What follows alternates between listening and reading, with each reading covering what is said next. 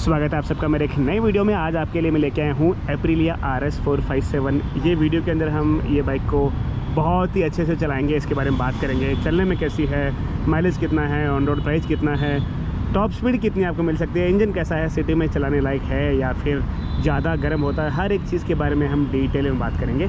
और ये बाइक का मैंने एक ऑनरशिप रिव्यू वीडियो भी बनाया है, वो शायद मैंने पहले अपलोड या तो कर दिया है या फिर ये वीडियो के बाद मैं कर दूँगा। जिनकी ये बाइक है उनसे मैंने प्रॉपरली बात की है और मैंने भी बाइक को चलाया है। सो सबसे पहले आपको मैं इसकी प्राइस बता देता हूँ। ये आपको ऑन रोड कॉस्ट करेगी 5 लाख रुपीज़। यहाँ पे हैदराबाद में 5 लाख रुपीज़ इसका ऑन रोड प्राइस है। अगर आप एक्सेसरीज़ वगैरह कुछ लगाते हो तो आपको अलग से देना पड़ेगा। जैसे कि क्विक शिफ्टर है, इसमें आपको क्विक शिफ्टर दिया गया है, अलग से आपको लेना पड़ेगा। 20 से 22 हज़ार रुपये आपको अलग से उसके पे करने पड़ेंगे। 3 कलर ऑप्शन आपको मिलते हैं।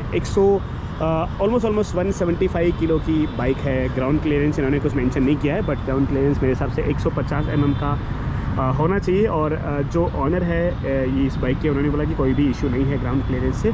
सो विच इज़ गुड। अगर प्लेन के साथ भी आप बैठ के जाते हो तो आपको कोई भी दिक्कत नहीं आने वाली है। 800 mm की इसकी सीट की हाइट है। अगर आपकी हाइट 5.6 5.5 भी है तो भी आप आराम से चला सकते हैं। जो ऑनर है उनकी हाइट है 5.6 फीट, तो उनको कोई भी ये बाइक से दिक्कत नहीं आ रही है चलाने में। In terms of seat proper आपको सीट मिलती हैं 2, आप देख सकते हैं। ग्रैब रेल आपको यहाँ पे नीचे मिलते हैं। अब बताता हूँ और क्या क्या ये बाइक के अंदर मिलता है। आपने बहुत सारे वीडियोस पहले ही देख लिए होंगे, बट थोड़ा सा और टाइम स्पेंड करके ये भी देख लीजिए। सामने आपको प्रॉपर आपको LED हेडलाइट मिलती है, या आपको DRLs मिल जाते हैं और दिखने में बहुत बड़ी बाइक दिखती है। जैसे आप बाइक को स्टार्ट करोगे, ये हाई बीम लो बीम दोनों है, आप यूज़ कर पाओगे। नंबर प्लेट आप यहाँ पे देख सकते हैं। इंडिकेटर्स आपको यहाँ पे मिल जाते हैं। आपको मैं एक बार इंडिकेटर्स ऑन भी करके दिखा देता हूँ। ये आप देख सकते हैं LED इंडिकेटर्स है। जितने भी लाइट्स इसके ऊपर आपको दिए गए सब के सब LEDs हैं। और नाइट के टाइम पे पॉसिबल हुआ तो मैं कभी इसका हेडलाइट का टेस्ट भी कर दूंगा, बट जैसा मुझे बताया गया है कि हेडलाइट काफ़ी अच्छी है। इसमें आपको USD सस्पेंशन दिया गया है और USD सस्पेंशन ये 41 mm का है। और जो दूसरी जैसे कि RC 390 वगैरह है, ड्यूक 390, उनमें आपको 43 mm का है, ये 41 mm का मिलता है और वहाँ पे आपको 43 mm का मिलता है। टायर की बात करें तो आपको 110 सेक्शन का 17 इंच का एडियल टायर मिलता है। ट्यूबलेस टायर है और ऑरेंज कलर में जो एलो व्हील है वो दिया गया है। अभी आपको थोड़ा ज़्यादा डार्क रेड दिखेगा। ABS है ना, यहाँ पे आपको ड्यूल चैनल मिलता है। आप चाहो तो पीछे का ABS बंद भी कर सकते हो। स्विचेबल ABS है। 320 mm का आपको डिस्क सामने मिलता है, पीछे आपको 220 mm का मिलता है। और फिर से आपको बता दूँ, ड्यूल चैनल आपको ABS यहाँ पे दिया गया है।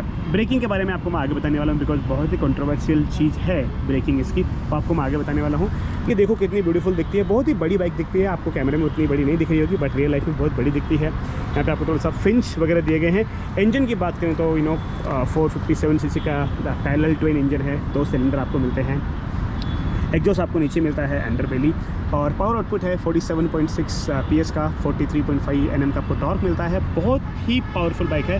The most powerful bike in the segment as of now in the. बहुत ही पावरफुल बाइक है। आगे हम बात करने वाले हैं। Liquid and air cooled engine मिलता है। आपको मैं इसका रेडिएटर दिखा देता हूँ, ये आप देखिए। और ये जो आपको कचरा दिख रहा है ना, इसके बारे में भी आपको आगे कुछ बताने वाला हूँ।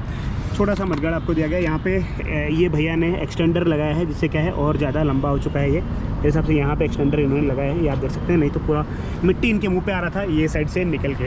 इंजन है ना air plus liquid cold engine है, ट्विन सिलेंडर है और बहुत ही पावरफुल इंजन है। अंडरबेली आपको एग्जॉस्ट दिया गया है।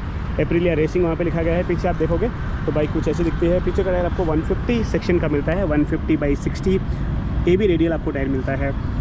ABS मैंने आपको बता दिया है। स्विंग आर्म आपको यहाँ पे एल्यूमिनियम मिलती है और दिखने में बहुत ही ब्यूटीफुल दिखती है बाइक। एग्जॉस्ट का जो डिज़ाइन है वो भी काफ़ी अच्छा बाइक के ओवरऑल लुक पे सूट करता है। पीछे से बाइक कुछ ऐसी दिखती है।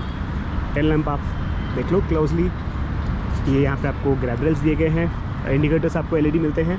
जो आप चीज़ एक्सपेक्ट नहीं करते हो वो है साड़ी गार्ड, जो आपको ये बाइक पे कभी लगाना नहीं चाहिए, is what we think, but safety के लिए ज़रूरी है। तो ये भी आपको बाय डिफ़ॉल्ट कंपनी से मिलता है। ओपन चेन आपको यहाँ पे दी गई है। गियरबॉक्स की बात करें तो आपको यहाँ पे 6 स्पीड गियरबॉक्स दिया है।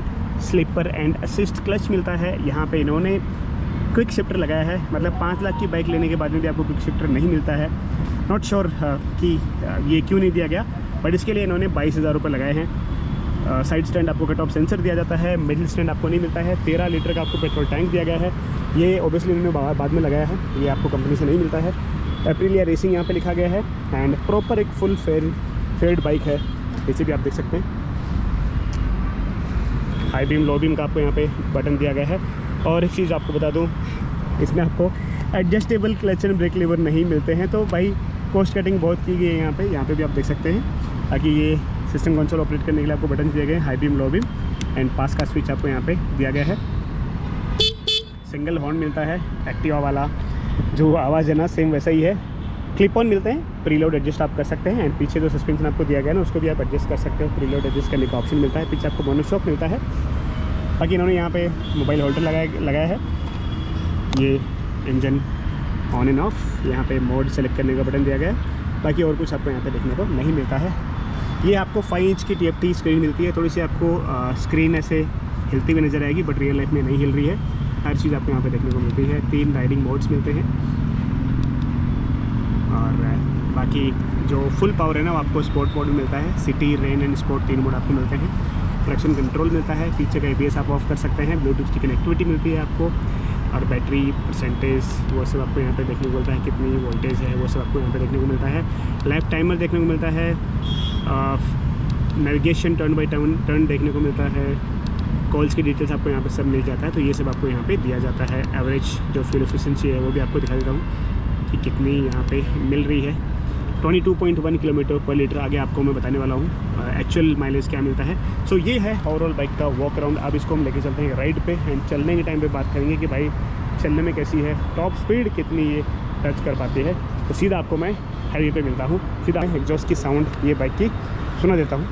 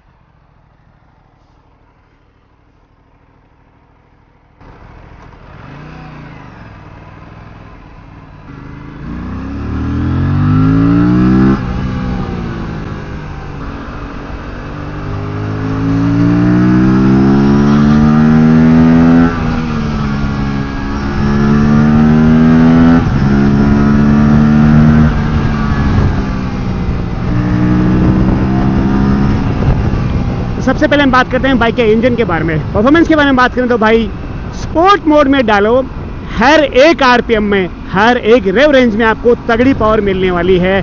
चाहे लो RPM हो, चाहे मिड RPM में हो, कोई भी गियर में इसको आप उठा लो भाई, इतना टॉर्क है, इतना टॉर्क, इतना। और आवाज़ सुनो, आप आवाज़ सुनो। तो हर एक RPM में आपको तगड़ी पावर मिलने वाली है। कहीं भी आपको ऐसा लगेगा नहीं कि पावर की कमी है। हालांकि इसके जो दूसरे मोड है ना, इको एंड रेन, उनमें आपको पावर जो है ना वो रिस्ट्रिक्ट हो जाती है, तो आपको थोड़ी कम पावर फील होती है। But the moment you put the bike in sport mode,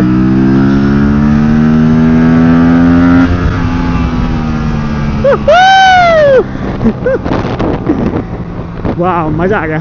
और थोड़ी सी लेफ्ट में लीन हो रही है, तो बहुत सारे लोग बोल चुके हैं लेफ्ट में अपने आप जा रही है, ये देखिए। Which also a problem on this bike because many people have complained about it. Vibrations के बारे में बात करें तो वाइब्रेशंस बिल्कुल भी नहीं है till the time you hit 8000 RPM। 8000 RPM के बाद में आपको वाइब्रेशंस क्रीप इन होते हैं हैंडल बार पे, फुट पैक्स पे एंड पीछे आपको कुछ भी दिखाई नहीं देता है। मिरर्स वाइब्रेट करना स्टार्ट कर देते हैं। बट वो कौन से RPM पे आते हैं आपको बता दूं, 7000 के बाद में आते हैं, या फिर आप स्पीड अगर देखो तो 140 के बाद में ही वाइब्रेशंस आपको फील होते हैं ये बाइक पे। उससे पहले बहुत ही रिफाइंड इंजन है, सुपर स्मूथ इंजन मैं कह सकता हूँ। और एक चीज़ आपको बता दूँ, इसमें आपको अगर हायर गियर में बाइक को चलाना है लो स्पीड पे तो वो भी आप कर सकते हैं। भी आप देखिए मैं 3rd गियर में हूँ, मैं स्पीड कम करूँ, no knocking, no jerks, nothing. 20 की 22 की स्पीड पे मैं चल रहा हूँ, कुछ भी प्रॉब्लम नहीं है। और यहाँ से अगर मैं पिकअप करूँ और मैं स्पोर्ट मोड में चला रहा हूँ, ये देखिए कितना जल्दी पिकअप लेती है। तो अगर आप ये बाइक को ये सोच के लेते हो कि सिटी में आप चला नहीं पाओगे, let me tell you the torque management on this bike है सुपर। आप कोई भी गियर में इसको चला लो और कहीं भी आपको पावर की कमी फील नहीं होगी। लो RPM में चला लो, मिड RPM में चला लो, टॉप RPM में चला लो, कहीं भी आप चला लो, बहुत मज़ा आपको आने वाला है। और अगर आपको हायर गियर में लो स्पीड में चलाना है, कोई भी दिक्कत नहीं है। No knocking, no jerks from engine, it is super refined. अब बात करते हैं हीटिंग की, तो भाई हीट तो होती है, बड़ा इंजन है, ट्विन सिलेंडर है। अभी तो क्या है, यहाँ पे सर्दी का टाइम है तो उतनी हीट मुझे फील नहीं हो रही है। पंखा भी अभी तक नहीं चला है। और जो ऑनर है जिन्होंने मेरे को इसका ओनरशिप एक्सपीरियंस दिया, उन्होंने बोला कि बाइक गर्म होती है बट उतनी गर्म नहीं होती है कि आपको चलाने में ही दिक्कत हो जाए। सो वो एक बहुत अच्छी चीज़ है। अगर चलाने में दिक्कत नहीं हो रही है तो फिर दिक्कत कोई चीज़ की है ही नहीं। और गर्म तो होती है भाई, बड़ा इंजन है, ऑलमोस्ट 500 सीसी का इंजन पकड़ो, वो भी ट्विन सिलेंडर। वाह, मतलब 5000 आरपीएम के बाद में तो ये गोली बन जाती है, अभी आप देखिए। सो भाई गरम वरम का कोई टेंशन नहीं है, थोड़ा बहुत आपको हीट लगेगा, दैट्स नॉर्मल। अगर आप 100 सीसी या फिर 200 सीसी की बाइक से अपग्रेड कर रहे हो तो आपको 2 से 3 दिन ऐसा लगेगा कि भाई ये क्या है, इतना गर्म क्यों हो रहा है, बट वो नॉर्मल है। हायर सीसी के इंजन जो है, हायर और मल्टीपल सिलेंडर की जो बाइक्स होती है ना, वो गर्म होती है, because they are not made for traffic, but you can ride this bad boy anywhere, any situation, any terrain. और यहाँ पे अपने पास कौन सी कार है, 911 कैरेरा। गियर बॉक्स के बारे में बात करें तो clutch the lightest in the segment, assist and slipper clutch आपको मिलता है। साथ ही साथ गियर शिफ्ट थोड़ा सा आपको ठुड वाला फील देता है, मतलब ठुड साउंड आता है बट शिफ्ट हो जाता है। बट यहाँ पे प्रॉब्लम वाली चीज़ क्या है पता है, इसमें प्रॉब्लम यह है कि जो क्विक शिफ्टर है ना, वो इतना अच्छा काम नहीं करता है। यहाँ पे प्रॉब्लम क्या है पता है, क्विक शिफ्टर जो है ना वो उतना अच्छा काम नहीं करता है, बहुत स्टिफ है, ऐसा लगता है कि क्विक शिफ्टर है ही नहीं। नॉर्मली आप जैसे RTR 310 जो बाइक मैंने चलाई थी, उस पर one of the smoothest quick shifter था, मतलब एफर्टलेस। डाउन शिफ्ट तो मैं इस पर सोचता ही नहीं हूँ करने का, बिकॉज आपको ऐसा फील ही नहीं आता कि हाँ कि भाई आपने क्विक शिफ्टर लगाया है। So I don't know, it's a brand new bike, hardly 2200 kilometre on the odo, तो उसकी वजह से शायद ऐसा लग रहा होगा। बट गियर बॉक्स काफ़ी अच्छा है।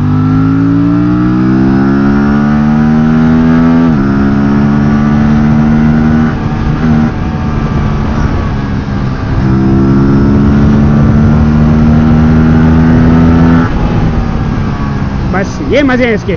तो गियर बॉक्स को लेकर आपको कोई भी दिक्कत नहीं होने वाली है। ब्रेक्स बहुत अच्छे हैं, बहुत तगड़े हैं, शार्प ब्रेकिंग है। बट ब्रेकिंग में एक दिक्कत क्या आती है पता है, अगर आप बैक टू बैक ट्रैफिक में ब्रेक्स यूज़ करते हो, बैक टू बैक यूज़ करते हो, तो वो टाइम पे इसका जो ब्रेक पैड है ना, वो मेरे हिसाब से इन्होंने ऑर्गेनिक ब्रेक पैड यूज़ किए हैं, जिसकी वजह से बहुत गर्म होते हैं। और बाइक को मतलब इतनी फास्ट बाइक को रोकने के लिए वो दमदार ब्रेक पैड्स आपको होने चाहिए, और दमदार ब्रेक पैड्स की ज़रूरत है। तो जो बाई डिफ़ॉल्ट ब्रेक पैड्स आते हैं ना, वो थोड़े गर्म होने के बाद में ब्रेकिंग थोड़ी कम आपको देते हैं, जिसकी वजह से लोग बहुत सारे कंप्लेन कर रहे हैं। बट एक ही सोल्यूशन है भाई, जब जो आपने अभी बाइक के साथ लिया है वो तो यूज़ करना ही पड़ेगा। उसके बाद में आप या तो सिंटर्ड ब्रेक पैड यूज़ कर लो, या फिर आप सिरेमिक की तरफ चले जाओ, आपको तगड़ी ब्रेकिंग मिल जाएगी। मतलब ब्रेकिंग को लेकर मुझे अभी तक दिक्कत नहीं आई है, बट जो लोग बोल रहे हैं और जो ओनर भी बोल रहे थे कि हाँ थोड़ा गर्म होने के बाद में ऐसा लगता है, बट इतना जल्दी गर्म भी नहीं होता। मतलब आप बैक टू बैक अगर ज़्यादा ब्रेक यूज़ करते जा रहे हो तो वो बात अलग है। सो जैसे ही आई थिंक 5 से 6000 किलोमीटर इसके ब्रेक पैड चलेंगे मैक्सिमम, उसके बाद में आप ब्रेक पैड चेंज करा सकते हो। आप चाहो तो सिरेमिक यूज़ कर लो, सिंटर्ड यूज़ कर लो, जिसमें आपको अच्छी खासी ब्रेकिंग मिल जाएगी।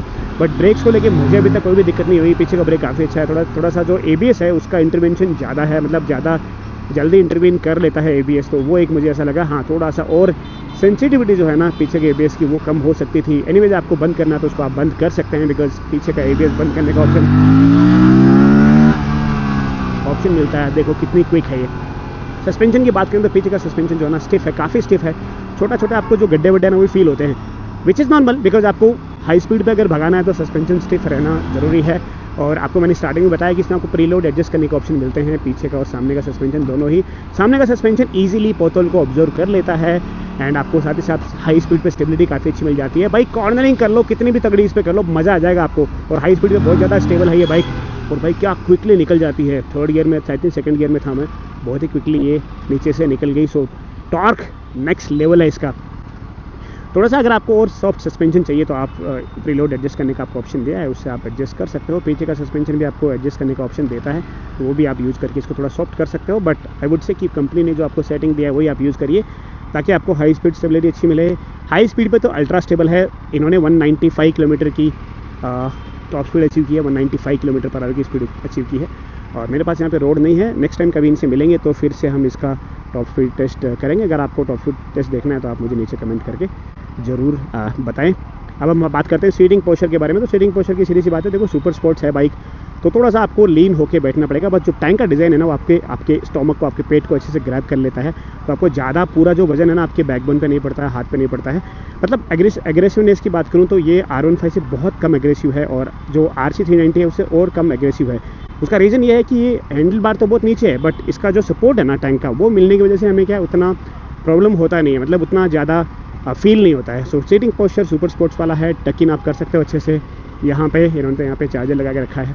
पीछे आपको पिलियन की प्रॉपर एक सीट मिलती है। सो सीट कंफर्ट को लेकर आपको कोई भी दिक्कत मेरे हिसाब से होने वाली नहीं है। एंड अगेन आपको पता ही है, आप एक सुपर स्पोर्ट्स कैटेगरी की परफॉर्मेंस ओरिएंटेड बाइक चला रहे हो तो आपको थोड़ा सा कॉम्प्रोमाइज़ वहाँ पे करना ही पड़ेगा।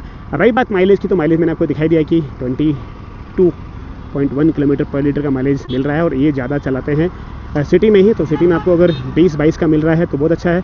जो ऑनर है इसके, उन्होंने मेरे को बताया कि 22 से लेकर 25 किलोमीटर पर लीटर का माइलेज इनको मिल जाता है सिटी के अंदर, वो भी बम्पर टू बम्पर ट्रैफिक में। बिकॉज ऑफिस में आना फिर वापस जाना, तो आपको पता ही है जो आउट टाइमिंग्स रहता है ना, उसमें आपको ट्रैफिक मिल जाती है। तो इन्होंने बोला कि मेरे को इतना माइलेज मिल जाता है, which is really good. Because Duke 390 वगैरह है, RC 390 वगैरह है, ये भी ऑलमोस्ट 20 से 22 का ही माइलेज देते हैं। तो यहाँ पे अगर आपको 20-22 का माइलेज भी मिल रहा है तो बहुत अच्छा माइलेज है। बाकी हाईवे पे इन्होंने मेरे को बताया कि 27, अरे भैया क्या रॉन्ग साइड आ रहे हो, 27-28 का मिल जाता है माइलेज।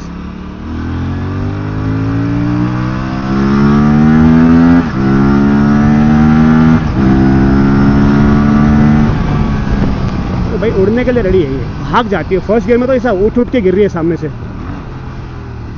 जैसे मैंने आपको बताया कि क्विक शिफ्टर उतना ज़्यादा इफेक्टिव नहीं है, मुझे मैनुअली करना पड़ रहा है, रेव मैचिंग करनी पड़ रही है। अब माइलेज जो है ना डिपेंड करता है कि आपकी राइडिंग स्टाइल क्या है। जैसे मैं अभी चला रहा हूँ बहुत ज़्यादा हायर RPM पे, अगर इतना चला रहा हूँ तो मेरे को 20-22 का माइलेज आराम से मिल जाएगा। बहुत सारे यूट्यूब वीडियोज़ में देख रहा था 16 देती है, 17 देती है, 18 देती है। भाई मैंने खुद इनके ऑनर से बात की है जो डेली चलाते हैं बाइक को, और ऐसा नहीं कि बहुत कम स्पीड में चलाते हैं। 195 किलोमीटर पर आवर की इन्होंने टॉप स्पीड की है। तो आप समझ जाओ कि जो चलाने वाले हैं वो कैसे इसको चलाते हैं। तो उनको 22 से 25 का माइलेज मिल रहा है सिटी में, एंड हाईवे पे 27 से लेकर 30 किलोमीटर पर लीटर का माइलेज मिल रहा है।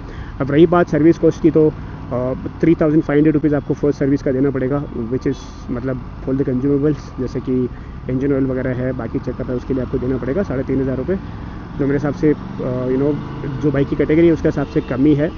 बट इसमें आपको फ्री सर्विस का कुछ ऐसा नहीं रहता कि फ्री सर्विस आपको कुछ इसमें मिलेगी, जहाँ तक मुझे पता है। बाकी क्विक शिफ्टर वगैरह आपको इसमें इंस्टॉल करना पड़ेगा, आपको बाई डिफ़ॉल्ट नहीं मिलता है।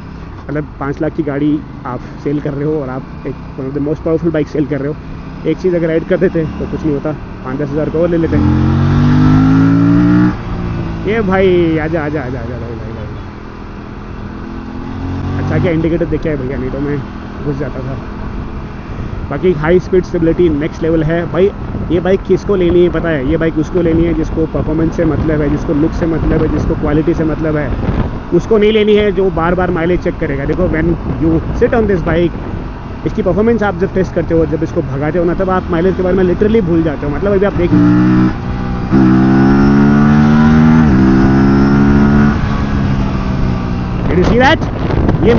ये मज़ा जब आता है ना, तो वो टाइम पे कोई भी माइलेज के बारे में सोचता नहीं है। माइलेज भी कम नहीं है, थोड़ा सा जो मेंटेनेंस है, मुझे लगता है कि दूसरे बाइक से कंपेयर करें तो इसका मेंटेनेंस थोड़ा सा ज़्यादा रहेगा। यहाँ से थोड़ा सा लगाते हैं,